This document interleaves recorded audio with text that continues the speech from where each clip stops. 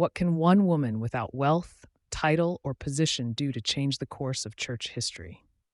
If you're Annie Armstrong, more than anyone ever expected.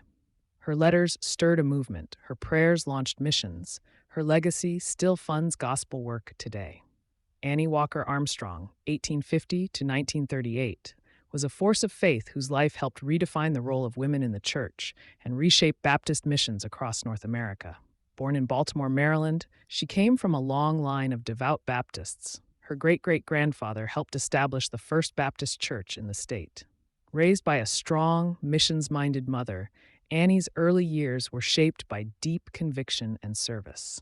At 19, after hearing the preaching of Dr. Richard Fuller, she committed her life to Christ and never looked back.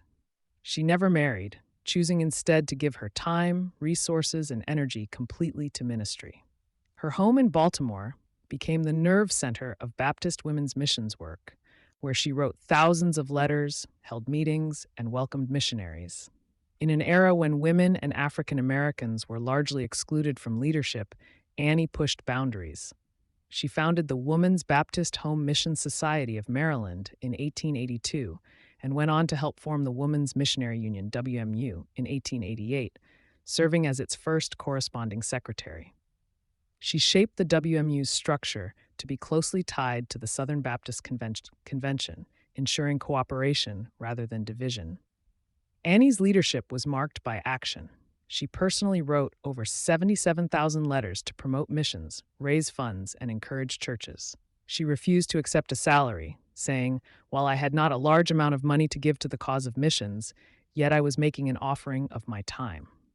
She tirelessly advocated for the poor, orphans, immigrants, and especially for Black missionaries like Louise Lulu Fleming and Eva Roberta Coles Boone, supporting their work despite the racial prejudice of the time.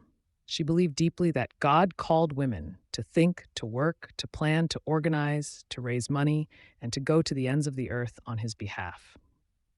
Annie spearheaded the Annie Armstrong Easter Offering, still collected annually to fund North American missions. The fields are white unto harvest. Let us not grow weary in well-doing, for in due season we shall reap if we faint not. Even in the face of criticism, she pressed on. Her motto was simple but powerful: go forward. She has done what she could. Now it's our turn. For more inspiring stories from church history, don't forget to like, subscribe, and share. Let's go forward together.